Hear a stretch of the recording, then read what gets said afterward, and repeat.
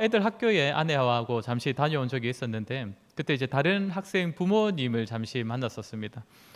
잠깐 대화를 하고 이렇게 집으로 돌아오는데, 아내는 이제 그분하고 원래도 좀 알고 지내던 분이더라고요. 그래서 집에 돌아오는데 아내가, 저 언니는 어떻게 저렇게 항상 밝을 수가 있을까, 막 이런 얘기를 하더라고요. 인상을 쓴 것을 본 적이 없다면서 항상 저렇게 긍정적이고 참 사람이 밝다라고 얘기를 했습니다. 그러면서 이제 둘이서 이제 왜 그럴까 이렇게 한번 고민을 또 해봤지요. 원인을 한번 찾아보고자, 집에 돈이 많을 것이다, 또는 이제 자녀가 굉장히 착하고 말을 잘 들을 것이다, 뭐 남편이랑 금슬이 좋을 것이다, 뭐 이런 얘기들도 한번 해보았습니다. 아무튼 우리는 밝고 또 긍정적이고 또 즐거운 모습으로 살아가고 있는 사람들을 보면 뭔가 참 덩달아 선한 영향을 받기도 하고, 또 그 원인이 무엇일까 이렇게 또 궁금해지기도 합니다. 만약 하나님을 믿는 사람에게서 이런 밝은 모습들이 드러난다면 어떠하겠습니까? 그 원인을 그의 믿음에서, 그가 믿는 하나님에게서 찾게 될 것이고, 이는 반드시 이웃에 대한 성도의 선한 영향으로 드러날 것입니다. 그렇게 성경은 성도가 이 땅을 기쁘게 살아가는 것이 마땅히 갖추어야 할 성품이라고도 가르치고, 또 성도는 이 땅을 기쁨으로 살아갈 수 있다, 또 기쁨으로 살아가라, 이렇게 명령도 하기도 합니다.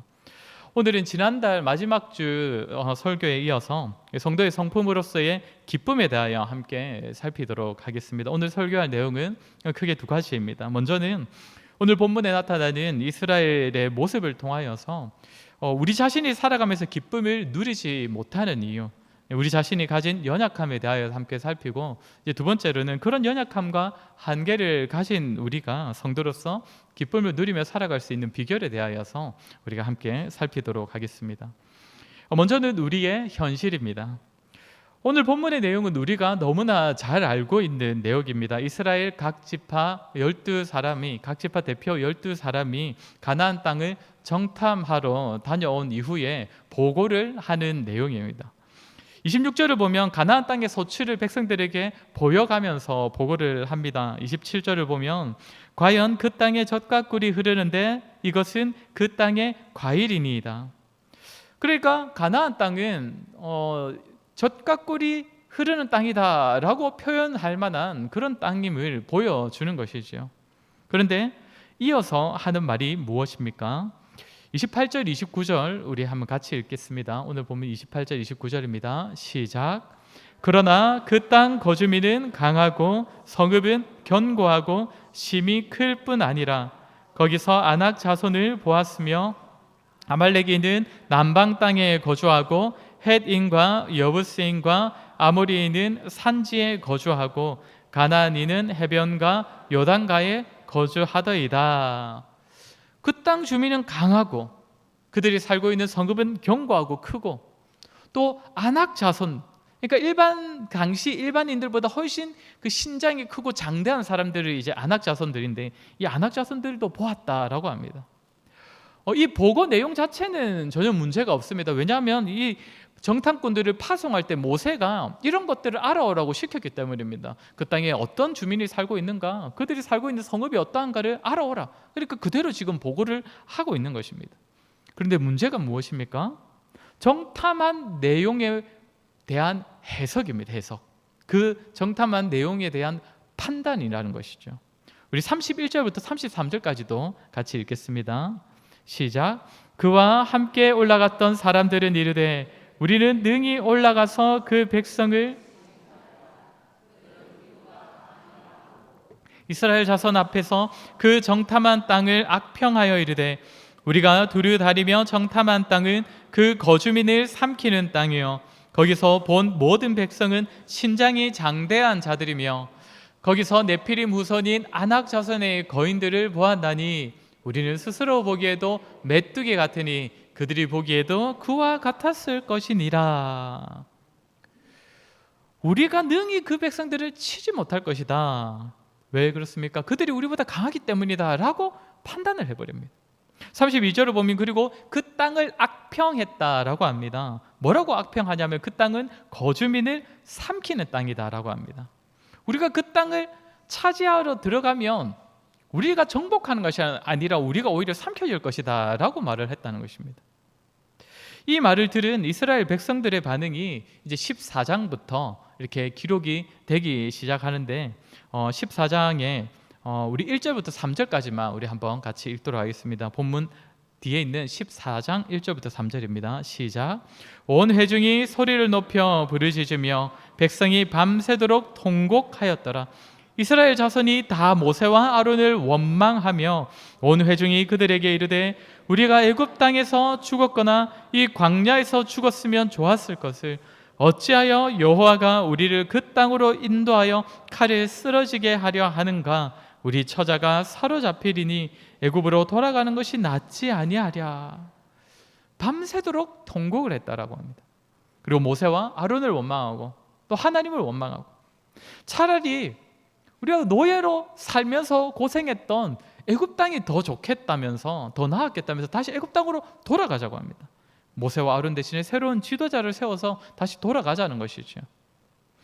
물론 이때 다른 판단을 했던 자들도 있었습니다. 우리가 잘 아는 것처럼 여호수아와 갈렙은 전혀 다른 판단을 했습니다. 모든 정탐꾼들이 다른 말을 할 때에 30절을 보면 우리가 곧 올라가서 그 땅을 취하자, 능히 이기리라. 그러나 갈렙의 말은 곧바로 다른 정탐꾼들의 말에 묻혀버립니다. 능히 이기지 못할 것이다. 우리는 삼켜줄 것이다. 그러니 백성들은 원망을 하고 통곡을 하고 그렇게 돌아가자라고 외치기 시작했다는 것입니다.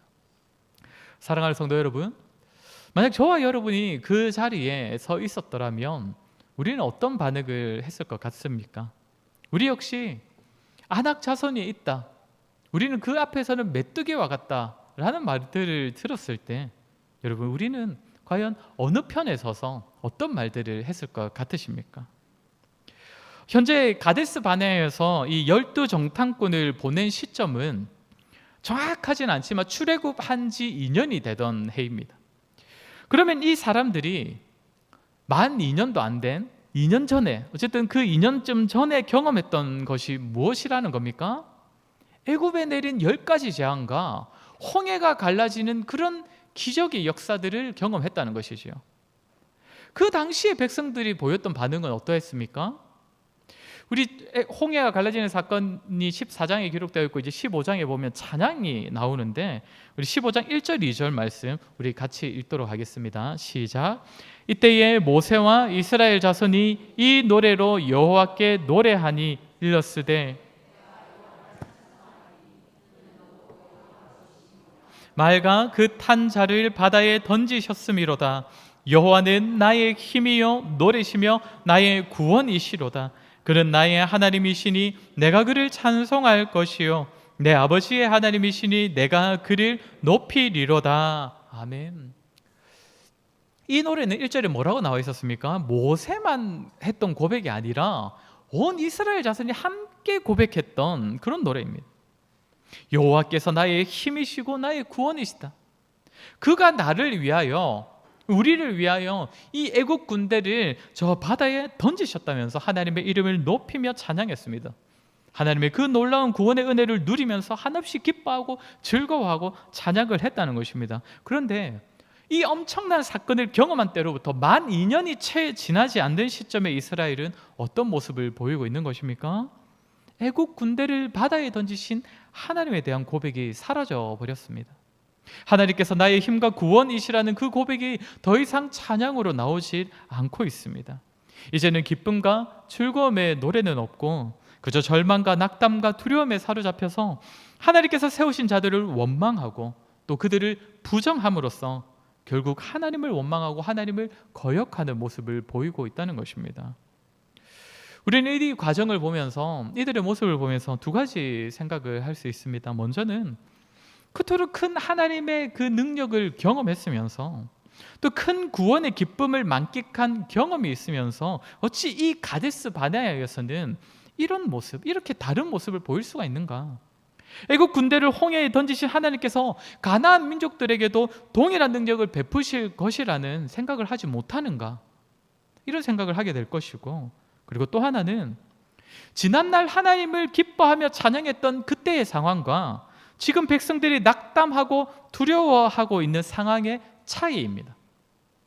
하나님을 기뻐하며 하나님을 찬양했던 그때는 언제였습니까? 홍해 사건이라는 그 엄청난 하나님의 역사를 경험한 이후였습니다. 하나님께서 베푸신 은혜를 맛본 직후였다는 것입니다. 그런데 지금 낙담하고 하나님을 원망하고 있는 때는 언제입니까? 아직 약속의 땅에 들어가기 전입니다. 아직 약속의 땅의 그 풍성함을 경험하지 못하고 있는 때라는 것입니다. 어떤 차이가 있습니까?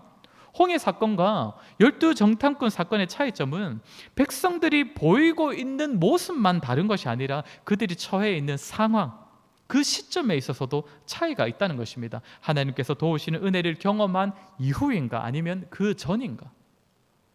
이렇게 볼 때에 상황에 따라 반응의 차이를 보이는 이스라엘 모습이 우리의 모습과 크게 다르지 않다라는 생각을 하게 됩니다. 사실 하나님의 크신 능력을 맛보고 난 이후에 또 하나님께서 나에게 베푸시는 그 큰 도움을 경험한 이후라면 어떤 성도가 하나님을 기뻐하지 않겠습니까? 은혜를 맛본 이후라면 어떤 성도가 즐겁지 않고 어떤 성도가 하나님을 찬양하지 않을 수가 있겠습니까?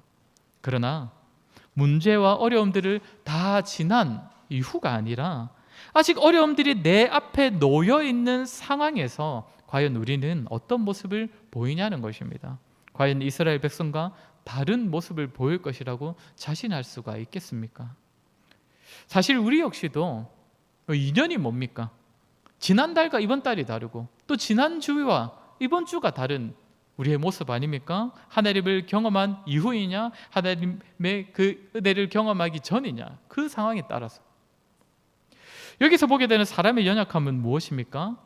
무엇이 성도로서 기쁨을 상실하게 만들고 있습니까? 하나님의 은혜를 잊어버리는 것입니다.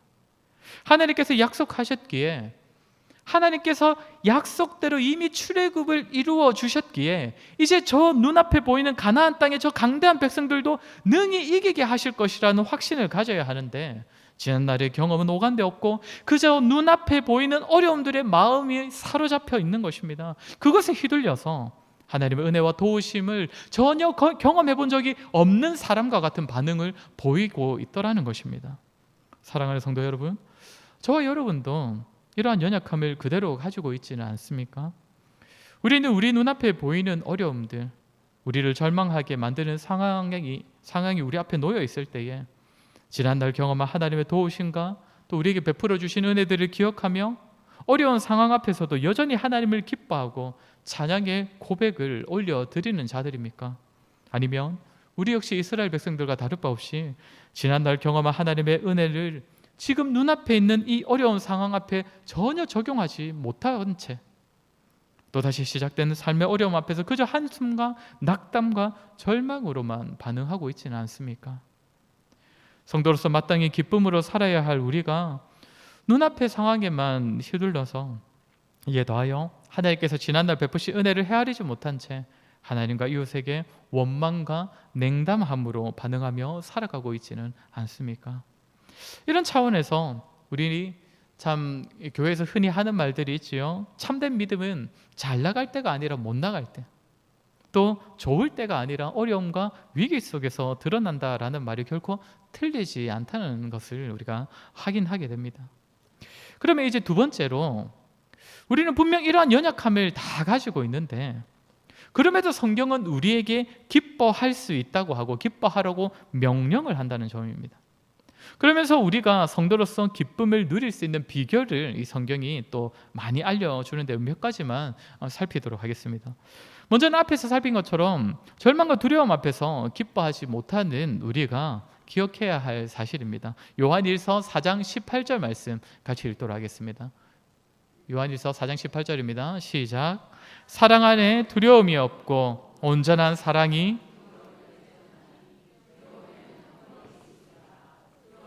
사랑 안에서 온전히 이루지 못하였느니라. 아멘. 무엇이 두려움을 쫓는다고 합니까? 온전한 사랑이 두려움을 내쫓는다라고 합니다. 온전한 사랑으로서 우리가 사로잡혀 있는 두려움을 이길 수 있다라는 것입니다. 여기서 말하는 온전한 사랑은 무엇일까요? 하나님께서 우리를 사랑하시는 사랑을 말하는 걸까요? 아니면 우리가 하나님과 이웃을 사랑하는 사랑을 말하는 것일까요? 이 본문 바로 이어지는 구절이 바로 이것입니다. 제가 읽어드리겠습니다. 우리가 사랑함은 그가 먼저 우리를 사랑하셨습니다. 우리가 사랑함은 그가 먼저 우리를 사랑하셨습니다. 그러니까 여기서 말하는 온전한 사랑은 사실 둘 다를 말하는 것이죠. 우리가 열심히 사랑을 하고 있다는 하더라도 그것은 결국 하나님께로부터 사랑을 받았기 때문에 가능한 것이기 때문입니다. 결론적으로 우리가 하나님께 받은 그 사랑으로 또 그 사랑을 힘입어서 우리 역시 하나님을 사랑하고 이웃을 사랑할 때에 우리 안에 있는 두려움을 이길 수가 있다라는 것입니다.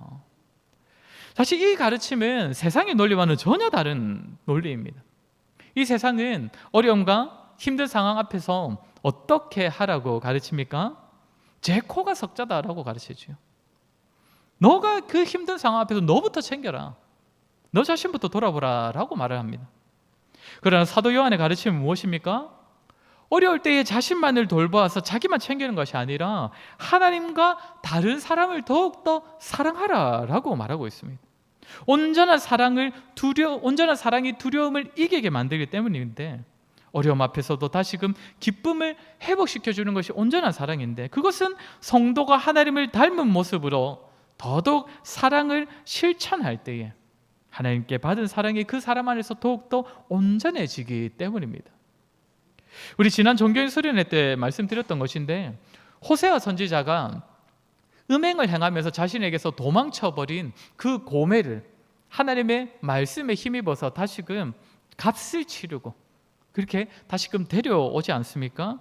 그런데 그때에 그 과정을 통하여서 하나님의 사랑, 자신을 향한 하나님의 마음을 더 온전히 깨닫게 되었다라고 했습니다. 내가 사랑하고 내가 희생하고 나는 주기만 하고 저 사람은 받기만 한 것 같은데, 실상은 그 사랑의 실천을 통하여서 내가 받은 하나님의 사랑을 더욱 온전히 경험하게 되는 유익을 누리게 되더라는 것이지요.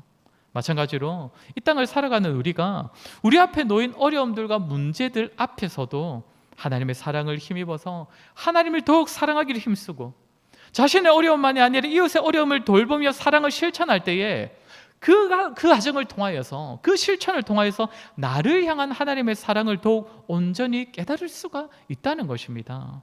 그리하여서 지난날 나를 돌보시고 나를 여러 가지 어려움에서 건져주셨던 그 하나님의 은혜를 떠올리며, 그 하나님께서 여전히 나를 사랑하시고 나를 돌보아 주신다는 사실을 다시금 확신하게 되는 것이고, 현재 내 앞에 있는 문제와 어려움들도 하나님께서 능히 도와주실 것을 더욱 신뢰하게 되는 것입니다. 그때 비로소 우리는 여전히 문제 앞에 놓여 있고 여전히 절망적인 상황 앞에 서 있어도 성도로서 기쁨과 즐거움을 회복할 수가 있다는 것입니다.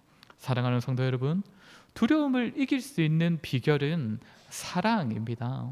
힘들고 어려울 때에, 또 문제가 있을 때에, 물론 참 자신의 문제가 더 급하다 생각되겠지요. 내 코가 석자다 생각되겠지요. 그러나 그때 궁극적으로 우리에게 필요한 것은 하나님께서 나를 얼마나 사랑하고 계신가를 기억하는 것입니다. 하나님의 사랑으로 더욱더 온전해지는 것입니다. 그리고 그것은 우리가 하나님을 닮은 모습으로 하나님을 더욱 사랑하고 이웃을 더욱 사랑하기를 힘쓸 그때에 우리가 하나님의 사랑으로 더욱 온전해져서 넉넉히 두려움과 절망을 이길 수가 있을 것입니다. 온전한 사랑으로 말미암아 두려움을 이기는 저와 여러분 되시기를 주의 이름으로 간절히 소원합니다. 또 한 가지는 우리가 어려움을 당할 때에 우리가 당하는 그 어려움들과 문제들이 성도에게는 어떤 의미인지를 기억하는 것입니다. 그것을 기억하면서 우리는 기쁨을 회복할 수 있는데, 베드로전서 4장 12절부터 14절 말씀, 우리 베드로의 가르침을 한번 확인하겠습니다. 같이 읽겠습니다. 시작. 사랑하는 자들아, 너희를 연단하려고는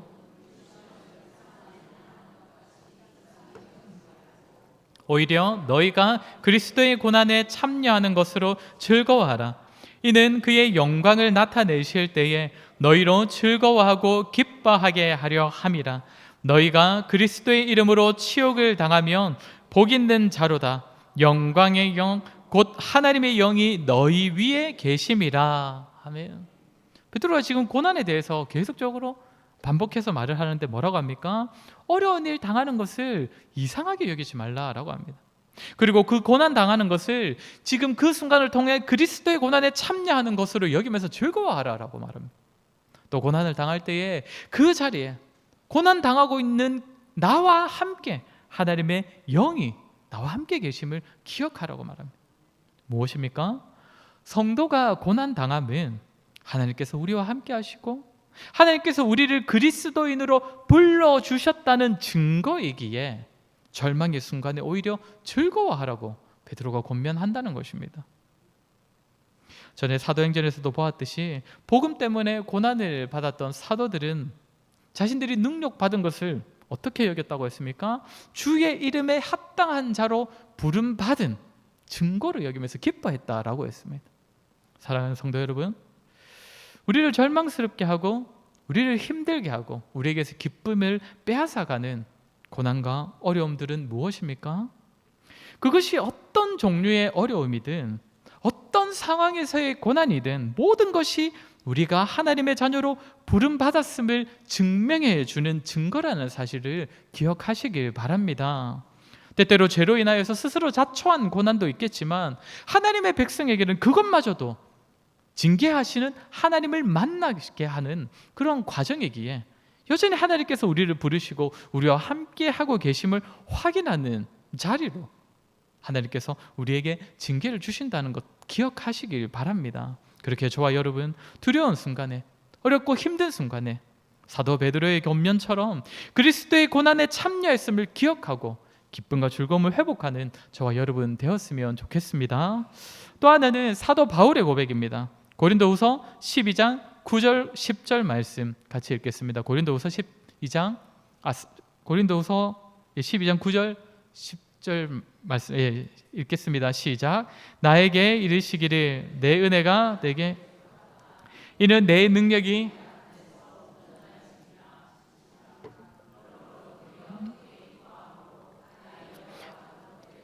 자랑하리니 이는 그리스도의 능력이 내게 머물게 하려 함이라. 그러므로 내가 그리스도를 위하여 약한 것들과 능력과 궁핍과 박해와 곤고를 기뻐하노니 이는 내가 약한 그때의 강함이라. 아멘. 사도 바울이 우리가 잘 아는 것처럼 사도 바울에게는 육체의 가시가 있었다라고 우리가 알고 있지 않습니까? 그것을 두고 기도한 이후에 바울이 했던 고백입니다. 하나님께서 그때 바울에게 뭐라고 응답하셨다고 합니까? 너가 약한 데서 나의 능력이 더 온전해진다라고 말씀하셨다고 합니다. 너가 약할수록 나의 능력이 더 온전해진다, 더 온전히 드러난다는 것입니다. 그래서 바울은 이제 자신의 약한 것으로 인하여서 더 기뻐하고 자랑까지 한다라고 말을 하는 것이죠. 왜 그렇습니까? 내가 약하면 약할수록, 나에게 가시가 있으면 있을수록, 내가 힘들면 힘들수록 내 안에 계신 그리스도께서 더욱 드러나시기 때문이다라는 겁니다. 하나님의 일을 하는 사람이 약하면 약할수록 누가 드러나는 것입니까? 그 약한 사람을 통해 일하시는 그리스도께서 더욱 드러나시고 더욱 영광 받으실 것이니 바울은 자신의 약한 것들을 자랑하고 이에 더하여서 능력과 궁핍과 박해와 곤고의 상황도 기뻐한다라고 합니다. 자신의 상황이 어려울수록, 자신의 상황이 더더욱 고될수록 그런 나를 통해 일하시는 하나님께서 더더욱 드러나실 것이기 때문입니다. 사랑하는 성도 여러분, 우리가 힘들어하는 그 자리가, 우리가 겪고 있는 그 어려움들이 그 순간을 통해 하나님께서 더더욱 드러나시는 상황이라는 사실을 믿으시기 바랍니다. 우리가 어려움을 당하고 고난을 받을 때에 비록 우리는 약하지만 그런 우리를 통해서 일하시는 하나님께서 더더욱 드러나실 것이기에, 그래야 우리가 하나님의 능력을 경험할 뿐만 아니라 우리 주변에서도 하나님의 능력을 더 응달아 맛볼 수 있는 순간이 우리가 당하는 어려움의 순간이기에 절망과 어려움 앞에서도 하나님의 역사를 기대하심으로써 그 소망으로 기쁨과 또 즐거움을 회복하시기를 바랍니다. 저와 여러분, 오늘 들은 말씀처럼 우리는 연약하기에 우리가 때때로 살아가면서 절망하는 상황이 아예 없을 수는 없겠지만, 그럼에도 하나님께서 주신 언약의 말씀들을 기억하시고 또한 우리에게 과거에 베풀어 주셨던 그 은혜를 기억하며 기쁨으로 살아가는 자들이 되었으면 좋겠습니다.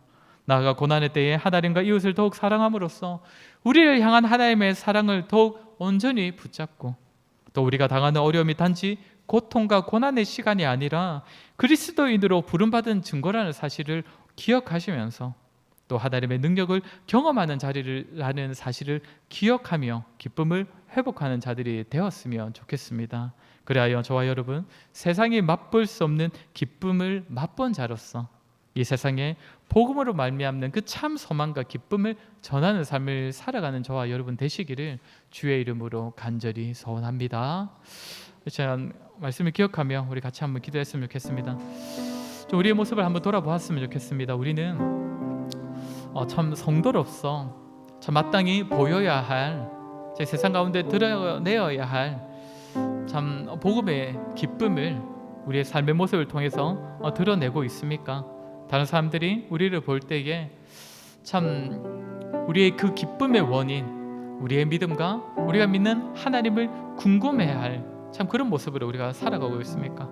우리의 모습을 돌아보며 한번 같이 기도했으면 좋겠습니다. 기도할 때 하나님, 참 지난날 베풀어 주신 하나님의 은혜를 기억함으로써 현재 우리가 당하는 절망과 어려움을 이기는 삶을 살아가게 하여 주시옵소서. 무엇보다 하나님의 사랑으로 더욱 온전해질 수 있도록 해주십시오. 하나님을 더욱 사랑하고 또한 이웃을 더욱 사랑하여서 그 순간을 통하여 하나님께서 우리를 얼마나 사랑하시는지를 새롭게 깨달음으로 두려움을 이기게 하여 주시옵소서. 또한 성도로서 고난받고 어려움을 당하는 것이 마땅하다는 것을 기억하며 그 순간을 통해 우리가 하나님의 자녀 되었음을 확신하고 또 그 순간을 통해 하나님의 능력이 나에게서 더더욱 온전히 드러나는 순간이라는 것을 기억하며 또한 두려움과 절망을 이기게 하여 주시옵소서. 우리 시간에 들은 말씀을 기억하며 같이 한번 기도하도록 하겠습니다. 기도하겠습니다.